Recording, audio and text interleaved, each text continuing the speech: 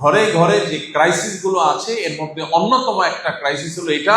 কোরআন হাদিসের যতটুকু ইলম আল্লাহ আমাকে দিয়েছেন তার আলোকে আমি বলবো এর মূল সমস্যা হলো, অথচ এগুলোর পেছনে লুকায়িত আছে পরিবার সমাজ ধ্বংসের নীল নকশা।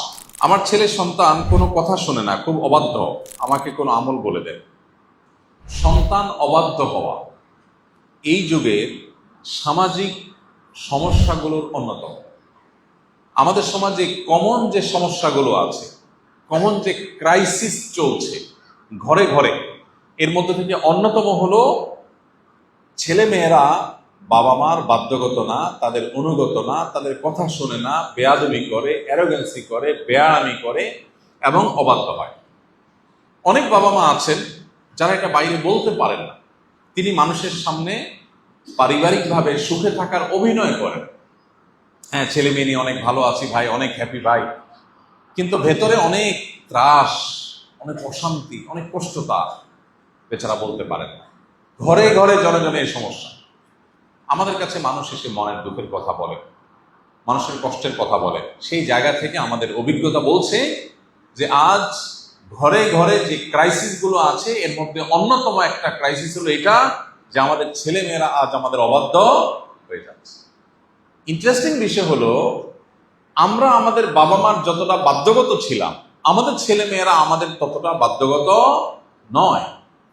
অথচ আমাদের বাবা মা আমাদেরকে এতটা সুখে রাখতে পারেন নাই, এতটা ভালো খাবার, আবাসন, পোশাক আশাক যা প্রয়োজন সেটার ব্যবস্থা এতটা তারা করতে পারেন নাই। এখন আমরা আমাদের সন্তানদের জন্য যতটা করতে পারি, তাহলে হওয়ার কথা ছিল উল্টা। আমার একটা জিনিস খাইতে মন চাইছে, আমার বাবা আমার মা সাথে সাথে সেটা ব্যবস্থা করতে পারেন না, বাট আমার ছেলের জন্য আমি অনেক বেশি পারি, তাদের তুলনায় আমার অ্যাবিলিটি অনেক বেশি, তাহলে আমার সন্তান আমার একটু বেশি অনুগত হওয়ার কথা ছিল না? কিন্তু হচ্ছে উল্টা। কারণ কি? আমাদের অনেকে আছেন বাবা মা ছোটবেলা অনেক শাসন করেছেন, কড়াকড়ি করেছেন, কোনো ক্ষেত্রে হয়তো একটু বেশিও করে ফেলেছে, কিন্তু এমন সন্তান 100-এর ভিতরে একজনও পাওয়া কঠিন হবে যেই সন্তান সেই বাবা মার শাসনকে খারাপ ভাবে নেন, বরং এখন ফিল করেন, মিস করেন, ওটাকে আরো খুবই ভালোভাবে স্মরণ করেন যে বাবা মার শেষ শাসনের কারণে বিপদগামী থেকে আমি রক্ষা পেয়েছি, আল্লাহ আমাকে হেফাজত করেছেন। বাবা মার শেষ শাসনকে অত্যন্ত নেয়ামত হিসাবে অ্যাপ্রিসিয়েট করে সন্তান।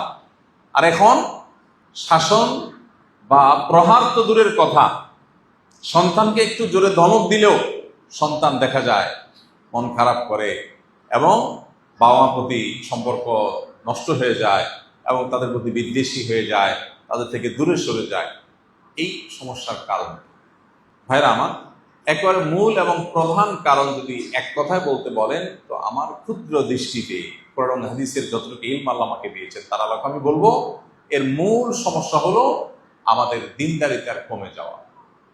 যে যতটা দিন ধারণ করে, যার ভিতরে যতটা দিনদারিতা আছে, সে বাবা মার তত বেশি অনুগত হবে।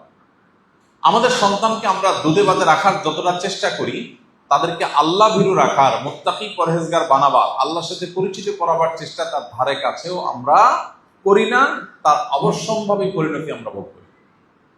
কোন সন্তান যদি আল্লাহর পরিচয় পেয়ে যায়, কেউ যদি কোরআনের আনুগত্য, আল্লাহর নির্দেশের সামনে মাথা নত করার আবশ্যকীয়তা জানে, তাহলে সে কোরআন খুললেই দেখবে যে আল্লাহ মা বাবা সম্পর্কে কত গুরুত্ব দিয়েছে, নবী আলাইহিস সালাম কতটা গুরুত্ব দিয়েছেন। এই জন্য আমাদের সমাজে এই ক্রাইসিসের মূলে হলো আমাদের পরিবারে আজ দুনিয়ার গুরুত্ব যতটা, দিনের গুরুত্ব তার ধারে কাছেও নেই।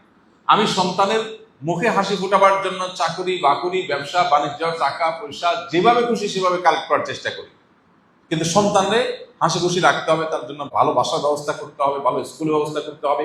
তো আমার সন্তানটা যেন আল্লাহওয়ালা হয়, নেককার হয়, তার জন্য আমি তার ধারে কাছেও কোনো উদ্যোগ নিতে রাজি না। তো যেমন গাছ লাগাবো তেমন ফল পাবো। আমাদের বাবা মা বা আমাদের পূর্বপুরুষ, তাদের মধ্যে আমাদের মধ্যে এতটা বস্তুবাদ মুখিতা ছিল না, এতটা দুনিয়ার জন্য খাই খাই ভাব ছিল না আমাদের মধ্যে এখন যতটা আসছে। আমরা হয়তো অনেকে নামাজ রোজা করি, লেবাসে পোশাকে মুসলমান, কিন্তু ভেতর থেকে আমরা আখেরাতমুখী না, আমরা দুনিয়ামুখী, আমরা দুনিয়াদার। এর করুণ পরিণতি আমরা ভোগ করছি। এটা হলো অন্যতম বড় কারণ। দ্বিতীয় কারণ হলো মাদাখিলুশ শয়তান, আমাদের জীবনে, আমাদের পরিবারে শয়তানের বিভিন্ন এন্ট্রেন্স আছে, এগুলোকে আমরা ওপেন রেখেছি এবং শয়তান আমাদের জীবনের সাথে মিশে গেছে, আষ্টে পৃষ্ঠে সে আমাদেরকে বেঁধে ফেলেছে। ফলশ্রুতিতে সেগুলোর কুপ্রভাব আমাদের সন্তানদের মধ্যে পড়ে। আজকের পৃথিবীকে এমনভাবে ডিজাইন করা হয়েছে, এমনভাবে আজকের সমাজ ব্যবস্থাকে ঢেলে সাজানো হয়েছে যে ছেলে মেয়ে বেয়াদব অ্যারোগ্যান্ট হবেই হবে। তাকে উস্কানোর জন্য বহু আইটেম তৈরি করা হয়েছে, দীর্ঘ আলোচনার বিষয়। আমরা একটু চোখ কান খুললে দেখতে পাবো। আমাদের লাইফস্টাইল বলেন, অনেক মুখরোচক স্লোগান আমদানি করা হয়েছে, যেগুলো আমরা সবাই খুব অ্যাপ্রিসিয়েট করি, অথচ এগুলোর পেছনে লুকায়িত আছে পরিবার সমাজ ধ্বংসের নীল নকশা। এর মধ্যে একটা হলো অধিকার। ডক্টর খন্দকার আব্দুল্লাহ জাহাঙ্গীর রহমাল্লাহ সেজন্য বলতেন, আমরা আজ পৃথিবীর মানুষ অনেক বেশি অধিকার সচেতন, অথচ আমাদেরকে ইসলাম শিখিয়েছে কর্তব্য সচেতনতা। একটা হলো কর্তব্য সচেতনতা, আরেকটা হলো অধিকার সচেতনতা। এখন দেখবেন ঘরে ঘরে সবাই কি অধিকার সচেতন, আমার অধিকার আমার অধিকার, আমার কর্তব্যের কথাটা চিন্তা করেন। তো এই অতি অধিকার সচেতনতা, অধিকার সচেতনতা ভালো, কিন্তু অতি অধিকার সচেতনতা এবং অধিকার অধিকার এটাকে সমাজে এমনভাবে কপচানো হয়েছে যে প্রত্যেকটা মানুষ সে কি পাবে শুধু সেই চিন্তা করে, তার কি করণীয় সে ব্যাপারে তার কোনো মাথা ব্যথা নেই। তো শয়তান আমাদের জীবনে নানাভাবে ঢুকে পড়েছে। আর শয়তান ইয়াজরি আহাদাকুম মাজরাদ দাম, নবী রাসূলুল্লাহ সাল্লাল্লাহু আলাইহি ওয়াসাল্লাম বলেছেন, যে শয়তানকে আমরা চোখে দেখি না, আমাদের রক্তের প্রবাহের সাথে মিশে যেতে পারে। সহিহ বুখারীর হাদিস। শরীরের রক্তের প্রবাহের সাথে সে মিশে যায়, আমাদেরকে দুর্বল করে, আমাদের উপরে প্রভাব বিস্তার করে। মানুষ যে ক্রেজি হয়ে যাচ্ছে, ছোট ছোট বাচ্চারা ক্রেজি, বদমেজাজ, কারোর সাথে কারোর বনাবনি বলা হয় না, ঝগড়া ঝাঁটি, অসহনীয় যন্ত্রণা, ফ্যামিলি ভেঙে খান খান হয়ে যাচ্ছে, বাবার সাথে সন্তানের সম্পর্ক নষ্ট হয়ে যাচ্ছে, ভাইয়ের সাথে ভাইয়ের বনিবনা হচ্ছে না, পার্টনার সাথে পার্টনারের বনিবনা হচ্ছে না, কারোর সাথে কারোর বনিবনা হয় না। মানুষ অনেক বেশি আরামপ্রিয় হয়ে গেছে, বস্তুবাদী হয়ে গেছে, সহনশীলতা নষ্ট হয়ে গেছে। ইসলাম মানুষকে সহনশীল করে, ইসলাম মানুষকে ধৈর্যশীল করে, ইসলাম মানুষকে কর্তব্য পরায়ণ করে, ইসলাম মানুষকে অন্যের জন্য স্যাক্রিফাইস করা শেখায়। এই জন্য ইসলাম থেকে যত দূরে সরে যাবে মানুষ, তত মানুষের জীবনে অশান্তি আসবে। আল্লাহ তাআলা আমাদের সন্তানদের আমাদের বাধ্যগত নেককার সন্তান হওয়ার তৌফিক দান করুন। এটার জন্য তাহলে প্রথমত দুনিয়ার উপর আখিরাতকে প্রাধান্য দিতে হবে নিজ এবং নিজের পরিবারের মধ্যে। এর পাশাপাশি সন্তান যেন দিনদার হয়, আল্লাহওয়ালা হয়, নেককার হয়, মুত্তাকি পরহেজগার হয়।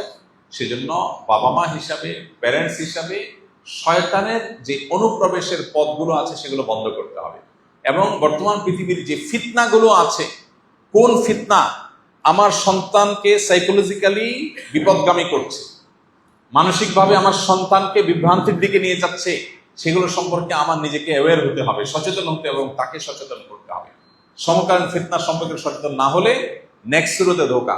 আপনি সন্তানকে কেরিয়ার পাগল বানাচ্ছেন, তার কাছে ক্যারিয়ারটা অনেক গুরুত্বপূর্ণ, এই ক্যারিয়ারের জন্য সে পাগল করা হয়ে যাচ্ছে, তার কাছে এর চেয়ে গুরুত্বপূর্ণ বিষয়গুলো অত্যন্ত অবহেলিত।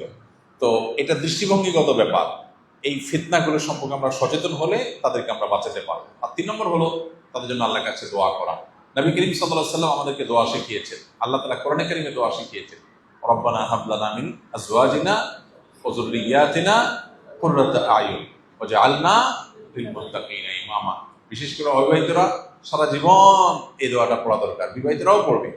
সূরা ফুরকান আয়াত নম্বর 74 নম্বর আয়াতের অংশ, রব্বানা হাব লানা মিন আজওয়াজিনা ওয়া যুররিয়াতিনা কুররাতা আয়ুন। আল্লাহ আমার জীবন সঙ্গী এবং সন্তান সন্ততি এমন দান করেন আমাকে, যাকে দেখলে আমার নয়ন জড়িয়ে যাবে, আমার চোখ শীতল হবে, অর্থাৎ ভালো মানুষ হবে, হ্যাঁ, সব দিক থেকে পারফেক্ট হবে, যে যেন চোখ শীতল হয়ে যায়। ওয়াজআলনা লিল মুত্তাকিনা ইমামা, এবং আমাদেরকে মুত্তাকিদের ইমাম বানান। আল্লাহ তাআলা আমাদের সন্তানদেরকে নেক এবং আল্লাহওয়ালা হওয়ার তৌফিক দান করুন। সন্তানকে সমকালীন ফিতনা থেকে বাঁচাবার জন্য সমকালীন চ্যালেঞ্জগুলো, ফিতনাগুলো জানতে হবে, যে কোন ফিতনাগুলো আমার সন্তানকে ধ্বংস করে। এই নিয়ে বহু বই বাজারে এসেছে, অনেক গুরুত্বপূর্ণ আপনার কোর্স অনলাইনে পাওয়া যায়, সেগুলো আমরা করতে পারি। ভালো পরিবেশটার জন্য ব্যবস্থা করবো এবং দোয়া করবো।